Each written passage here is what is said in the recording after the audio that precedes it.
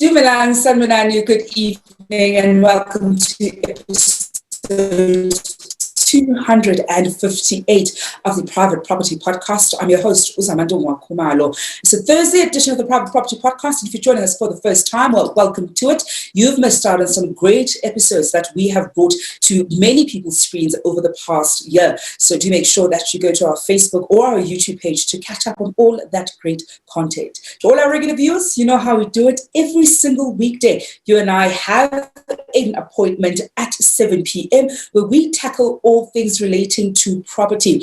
I'm always in conversation with an expert who helps us navigate our property decisions. Now, it doesn't matter whether you're a tenant, whether you're a landlord, whether you're looking to buy, to sell, or to build. This is the property podcast that you want to make sure that you are always tuned into. It's also the only daily property podcast in South Africa and really the leader in making sure that we get you the best property information to your screens. And talking about what we get to your screens, we have, of course, a whole host of other shows that you can tune into here on the Private Property social media platforms at 8 p.m.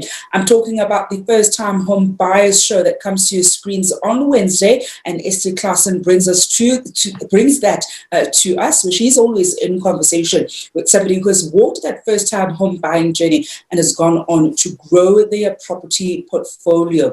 We also, of course, later on this evening, something that you can look forward to is the Farming Podcast hosted by award-winning farmer Umbali Nuogo. And that comes to your screens every Tuesdays and Thursdays. And you can look forward to getting a sense of the agricultural landscape. And it doesn't matter where in the agricultural landscape or certainly value chain you may have an interest in. That is a show that you want to make sure that you're plugged into to know a little bit more about all things relating to farming.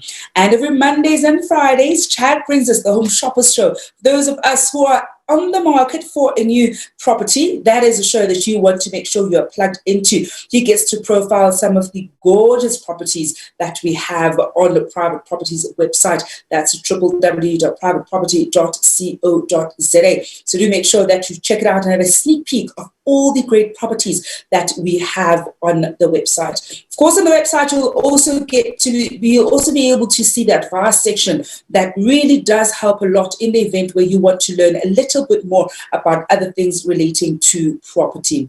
And of course, one of the other things that you can do at home is to make sure that you follow us across our social media pages. I'm talking about Facebook, Instagram, Twitter, YouTube. We're also now on TikTok, where you'll be able to see AC Klassen as well as Chad bringing you great videos there on our TikTok account. So do make sure that you certainly follow us across those social media platforms. You can follow myself at Zamandowa_K on Twitter as well as on Instagram as we tackle all things relating to property.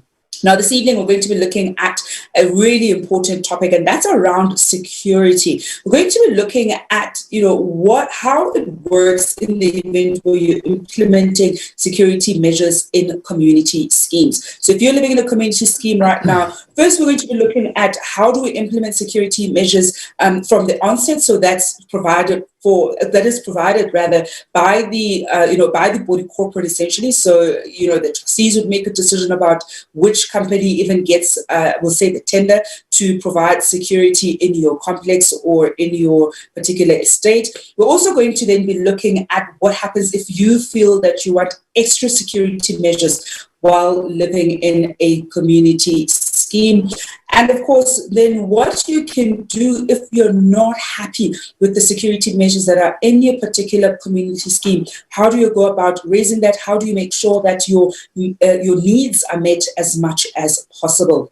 I want to hear from you at home before we kickstart this conversation. If you're happy with the security at the community scheme where you live or where you've bought into, are you happy with it? And if not, what's the reason for your unhappiness? What do you think is lacking?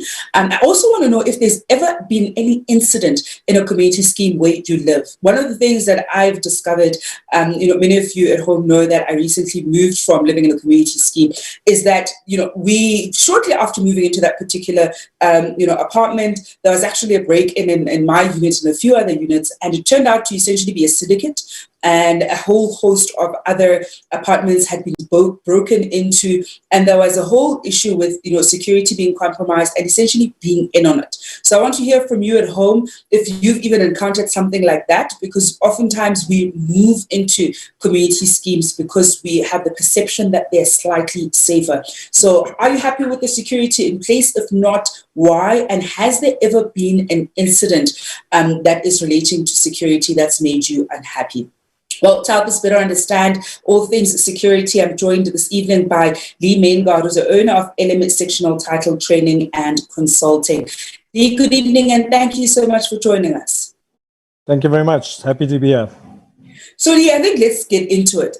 I want us to first look at what are some of the measures that would essentially be put in place in the event where security is being provided for, we'll say by the corporate itself, or certainly by the trustees. They're the ones who would appoint the company. How does that essentially work? Because I know that it would probably work slightly, not even slightly differently. It depends whether, a development is brand new and obviously the different systems are put in place, or it's already operational. Perhaps they want to change the security company that's being used. I've been a trustee a couple of times where we've had to make those kinds of decisions, get various quotes and get a sense of what's working and what's not working, why we're unhappy with our current security. So how exactly does it work when we are looking for a security company that's going to make sure that they provide those services in the sectional title community that we're living in?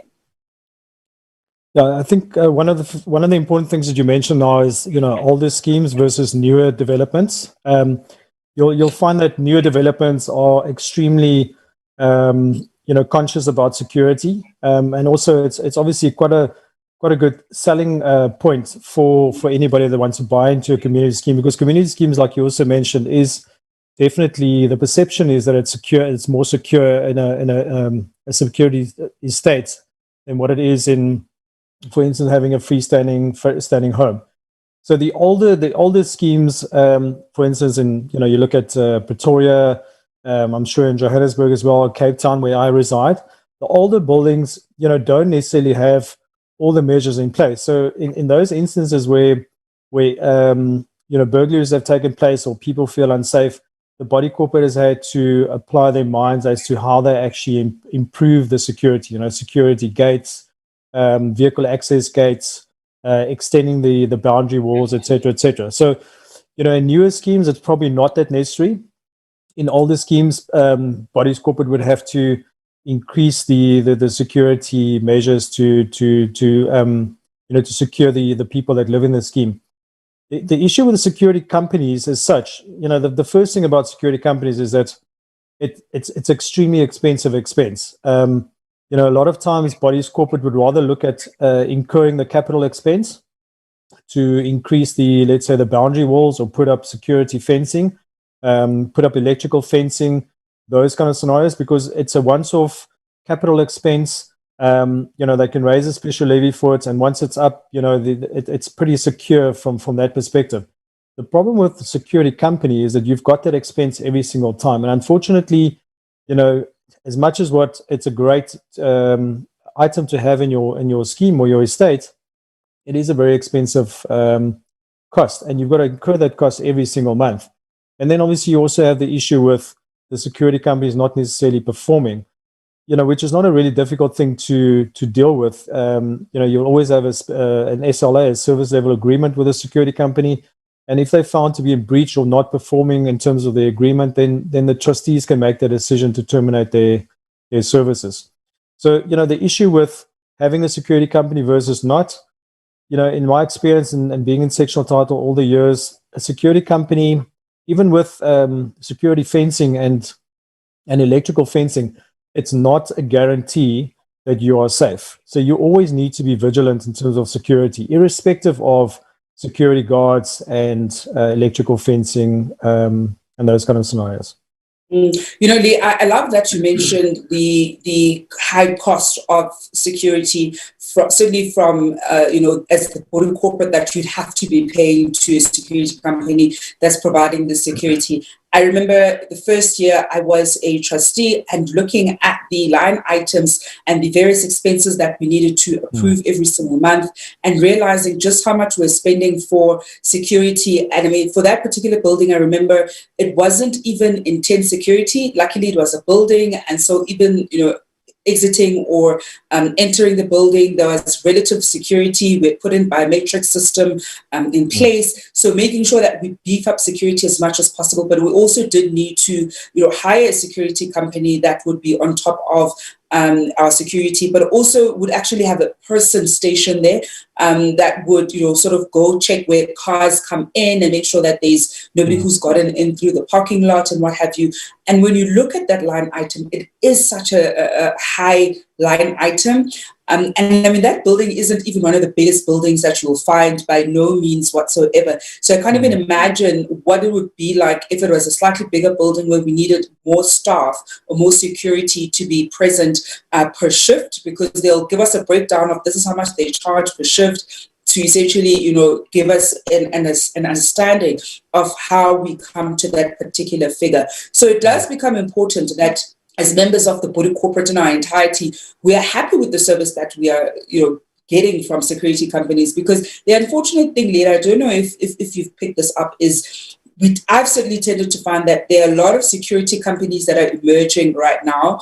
And there certainly has been quite a number of them, let's say in the past 3 to 5 years, that have emerged. And a lot of them provide services in a lot of these buildings or complexes or estates. But you find that they hire personnel that sometimes aren't necessarily the best skilled, don't necessarily know how to deal with, threatening issues in our respective properties. And that's something that we've ultimately hired them to do. And so they don't know how to de-escalate matters. And sometimes it's relatively small matters. It's not people coming in with guns or knives, but there's an issue in the complex itself that needs them to be able to use their security expertise. And unfortunately, they're not adequately trained. So I'm curious on your end, Leigh, when we're dealing with, let's say, even new trustees, because I know one of the things that viewers at home have now tended to do is many of them have, gone on to become trustees in their own sectional schemes, which is something that we've encouraged, that you want to be hands-on as much as possible, become a trustee, understand how the sectional scheme is actually running. In the event where they find themselves being a new trustee, they're not quite familiar, of course, with how things work. They're still getting up to date with everything. How do we then go about best identifying the right security service provider? Because I found that with so many of these companies, and I mean, I've had the opportunity to look at various profiles when they try to bid for our business. For the most part, it looks the same, especially if you don't quite know what to look out for, how to, I'll say, interview them to see if they are in fact the right fit. What are some of the things should we be looking out for as the trustees when we want to hire new security? This is, of course, for the slightly older sectional title communities. Yeah. Look, one of the things you need to understand is that the security industry is an extremely lucrative business, and accordingly, there is a lot of security companies that are coming up. A lot of guys also break away from companies that they've worked for and start their own companies, and so they've got the experience, they've got to ask for references, and then actually phone those references and ask them, what is your experience with this company? In difficult periods, what are their staff like? And the thing was also with a security company is that security company is only as good as the staff member that works at that complex. They could really be such a good company, but if the staff member is not interested in what he's doing, when he's sleeping at 3 o'clock in the afternoon or at 2 o'clock in the morning, when he's supposed to be doing a patrol around the complex, and something happens, then that company is going to be in trouble because their staff member who they employ is not doing what he's supposed to do. So, it's like I said, it's really difficult. You can take a view and say, okay, fine, we're going to go to all the well-known companies, but you must also understand that the bigger company is, the bigger their overheads are, and they need to cover that. So the only way they can cover that is by getting income and then putting on their profit on top of that. And the other thing is that there's legislation that determines what the minimum wage is for security guards, and then you also have the aspect of the different grades. I understand that grade D guards have now fallen away, so you can only get a grade C, B, and A grade guard. And obviously, the higher the grade becomes, so you move from grade C to B and from B to A, you are going to pay more, because the theory is that that guard is actually more educated. He's been trained to manage situations, to actually interact with people. You know, if they work as a security guard, but also as a concierge, for instance, at a commercial building, you know, they're expected to interact with the people that come. So where are you going? Please sign in. Let me phone the company and allow you in, etc., etc. So, you know, those things are, it's the basic things. But my best advice that I can say is to always ask for references and to actually follow up with those references, and then not to commit to a long-term service level agreement. To give the company an opportunity, you know, maybe 3 months. I understand that it's now kind of industry standard where the company will accept a 3-month contract. And if you're happy with the service within a 3-month period, then you can extend it for another year or 6 months or 9 months to fill up the 12-month period. But in the olden days, you know, the security company said, well, you know, if you want our service, here's a 2 or 3 year contract, and then it automatically also renews if you don't, you as the client, don't terminate the contract in a certain period of time. And those days have come and gone, because, you know, clients are just not prepared to accept that anymore, because they can find themselves contracting to a company that's not actually set up to actually provide the service that you require from them. We are this evening taking your questions and comments as we look at implementing security measures in a community scheme and how that essentially works. I'm in conversation with Leigh Maingard, who is the owner of LM Sectional Title Training and Consulting.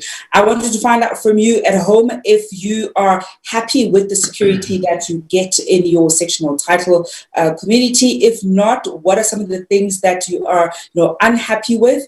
And later on, we're going to be looking at how you go about, you know, resolving an issue where you're not particularly happy with the level of security that's being offered in your sectional title community.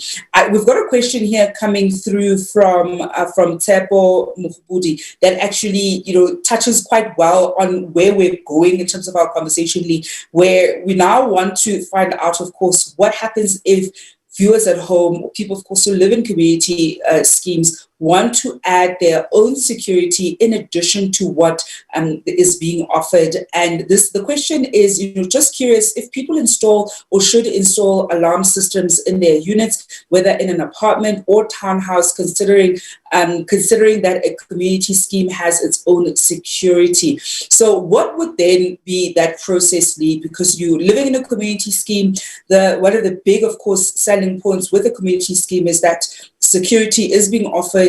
If anything, a part of the levy goes towards ensuring that security is covered for. So in the event where you want to add on additional security in your townhouse, apartment, or your section of the section within the community scheme, how does that process then work? I think the first thing to say is that you know, security in a complex is not a given. You know, there's nothing in the Sectional Title Schemes Management Act or the Sectional Title Act that stipulates that the body corporate is responsible for supplying security to the scheme. Having said that, it's pretty much in South Africa, it's an expected service that the body corporate provides.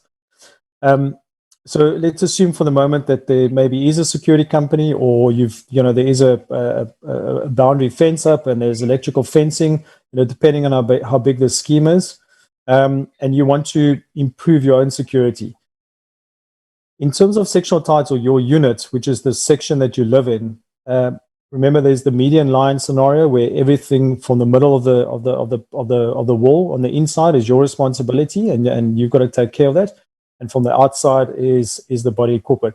So let's consider that for a moment. If you wanted to put up a burglar bar on the inside of your premises, what you would potentially do is go and have a look around in the complex and see what kind of burglar bars have already been installed. But what you want to do is you want to try and stay in sync with the aesthetics of the scheme. If 10 other owners have put exactly the same burglar bars inside their apartments, then you want to try and stay in sync with that.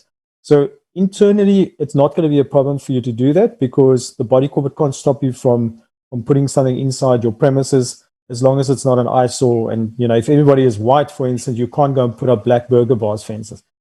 The scenario on the other side is that if you want to put it on the outside, you're now doing it on common property, which belongs to the body corporate, and the trustees are responsible for the maintenance of that. So again, the scenario would be, what is the rest of the owners done? Have they put burglar bars on the outside of their windows, or have they put it on the inside? If it's on the outside, you're going to have to get permission from the trustees to install those burglar bars. So the trustees could then determine, you know, the look of your burglar bars to fall in line with the rest of the people that have installed it there. And the assumption that you can make there is that if 10 or 20, depending on how big your scheme is, have put the same burglar bars on the outside, is that they must have gone through a process where the trustees have approved it. But irrespective of that, if it's on the outside of your window, it's on common property, you're going to have to get the body corporate to approve that. The same with a burglar gate, you know, a security gate, you know, which is a pretty common thing that you see. But also very important with these things is also to look at what does the body corporate rules say about this? Because some schemes might have actually gone through the trouble of determining what kind of burglar bars you can put on. Can you put it on the inside of your apartment? Can you put it on the outside? If you do, how must it look? What is the color of that? What kind of security gate must you put up? And when I talk about security gates, you get the normal gate that you lock with a key and you open and close it.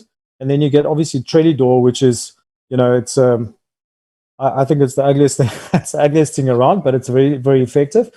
But you must always just consider, you know, what are the rules of the body corporate to do that? And it's always advisable when you're putting things on the outside of your unit to always get permission from the trustees. The scenario of, you know, a security alarm system or that kind of scenario, you know, some bodies corporate will maybe get one company to provide the service to the entire scheme, and they might work that cost into the levies of the body corporate. So you might have a panic button scenario. So even if you're in your apartment, you press the panic button and the security company will know where you are and they'll respond to that scheme. And then if you've got security at the front entrance, is to find out where the apartment is that's pushed the panic button. But what a lot of what a lot of schemes also do is that they allow the owners to then engage with whichever security company they want as an armed response. The advantage that you obviously have there is that you can have a different contract with your armed response company to what the body corporate has, for instance. So an example is if you're a lady and you work late maybe and you come home late at night and you don't feel comfortable to stand in front of the vehicle access gate to this complex, and you want the armed response to be there while you're waiting for the gate, then that's something that you can contractually agree with the security company. So again, you know, if you're moving into a scheme and you're looking for something like that, firstly find out what the body corporate offers. Maybe they do have an agreement with a company where the benefits of multiple clients, where the body corporate pays for the cost and you pay for it in your body corporate levy, could be an option. The alternative is to look and see what other companies, the other people in the complex utilize and try and piggyback onto that to get a beneficial rate. More on your questions and comments at home. We've got a comment from one of our top fan gang members, Umatha Shinganya, on Facebook saying, I've always stayed in a security estate and feel safer. Perhaps I believe in safety in numbers. No major issues yet. Of course, I want to find out from you at home if you're happy with the security that you get in your community scheme. Have there been any incidents yet? One of the things that I found that oftentimes when you live in a secure estate that has relatively good security, in the event where there is an event that happens or there's a breach in security, there are instances where security is in on it and it's a bit of a syndicate as opposed to it being a random event where criminals were able to successfully breach your security. Often, obviously, it does vary according to where you are and the nature of the circumstances. But I want to hear from you at home whether you've encountered that and if you're happy with the security that you get in your sectional title community or certainly in your community scheme. Now, Leigh, I want us to then look to explore what would happen or what should people at home do in the event where they are living in community schemes and they are unfortunately unhappy with the level of security that they're getting from their from the body corporate, certainly from the trustees. And perhaps let's break that down into two different scenarios. One where security is explicitly provided for, but they're still unhappy as a member of the body corporate with the quality of the security that has been contracted. And secondly, where security isn't necessarily provided for, perhaps it's one of the older sectional older community schemes rather, and security isn't that great. I've seen some of those where you are living in a in a community scheme, but security isn't really inclusive. So then how would you go about dealing with those two different scenarios where you're unhappy about the level of security that is being provided? Look, where there's currently security in place, and let's use a security company as an example, and use an owner or residents are not happy with the level of service, the first thing you have to do is approach the board of trustees. Approaching the security company you own is not really going to be the most effective way of dealing with it. A good idea is also maybe to chat to your neighbors or other people that you might bump into in the foyer or the lift or the parking area and ask them if they're happy with the security. And then try and get as many owners as possible. And I'm not saying that you can't do it on your own, but get more owners that are not happy to go to approach the trustees to address the issue. On the basis of trustees, if the people that are appointed as trustees, there's a lot of trust that's put into their hands, and also responsibility. And you must assume that they will then address it with a security company. They might have experienced exactly the same problem as what you have. So the first thing is to address with the trustees. They are going to be the people who are going to call in the security company, sit them down, and talk about their service level agreement, because that's something that you as an owner don't necessarily have access to. But the trustees will have access to that. And then they will then address it with the security company. And if they feel that the security company is not performing, and maybe the complaints have just escalated over time, then that's a decision that the trustees can make to then change the security company. So terminate that agreement, move on to another company, and hopefully that gets better. Where there isn't security and your owner, you're not happy with that, again, approach the trustees. Because if you're not happy with the level of security that's currently in place, I'm sure that the trustees, assuming that they live on this in the complex, will probably feel exactly the same. The other place to do that is at the annual general meeting, is to send the trustees a notice that you want to raise security at the AGM. So in that way, you've got the opportunity to address all the owners that are at the meeting, including the trustees, about the security and the security risks and the risk that goes about not having security in place, and then to debate it with all the owners there. And remember, the budget that gets presented at the AGM can still be amended. So even though you see a budget at the AGM, if the members by majority agree to implement or appoint a security company, then they can, at that meeting, they can agree to put that figure into the budget. And then the trustees have got the responsibility to find a security company and to appoint them. And that's the other thing is that in the agenda of the annual general meeting, there's restrictions and directives. The owners can give the trustees a directive to appoint a security company, and then to maybe come back to the owner and say, look, we've appointed XYZ. This is the monthly cost. The levies are going to be increased by X amount, and in that way you can then force the trustees to implement that.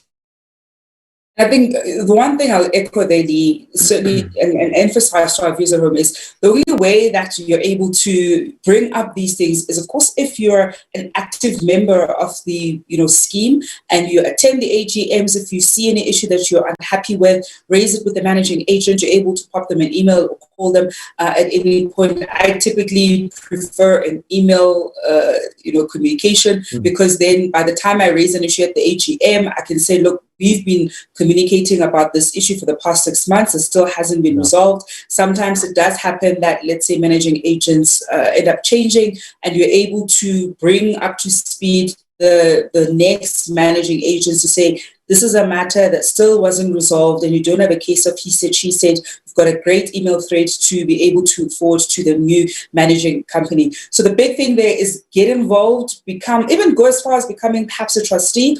I can already just tell you now, it's a lot of work. It's a thankless job. And that's why I know many people tend to not opt to go for it. But I do almost recommend that everybody tries that out at least once while they're living in a sectional title community, especially if if you live in it. I think the dynamics is probably slightly different when you are invested in it versus when you live in it. The motive is also fundamentally different. When you've invested in a sectional title or in a community scheme, you want to make sure that you safeguard your investment. You want to make sure that you're on top of the finances of that community scheme, and it isn't essentially being run down, because we've seen what happens to community schemes that are not run properly. Leigh, before I let you go, any final tips for viewers at home when it comes to all things relating to security in community schemes? Yeah, just on that last point, I just want to make 2 points. Is remember, as an owner, a registered owner, you're entitled to attend a trustee meeting. Yeah. You can't attend the meeting and vote, but what you can do is say to the trustees, guys, I want to be at the trustee meeting and I'd like to raise the following points. And at that point, you can then raise the issue of security.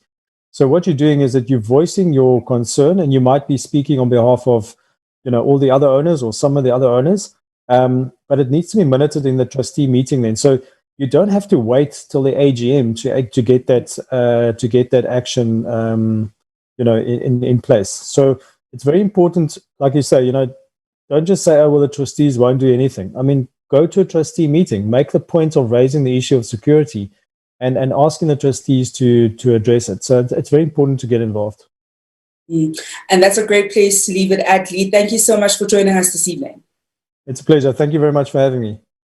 And that is Leigh Maingard, who's the owner of LM Sectional Title Training and Consulting. And that's an end of the Private Property Podcast with myself, Zamantungwa Kumalo. It's been great to spend this evening with you. I'll be back on your screens tomorrow evening for the last edition of this week's episode of the podcast at 7 p.m. Well, it is a Thursday, so you can look forward to award-winning Farmer Mbalini bringing you the Farming Podcast at 8 p.m. Until then, hoping you're staying home and staying safe.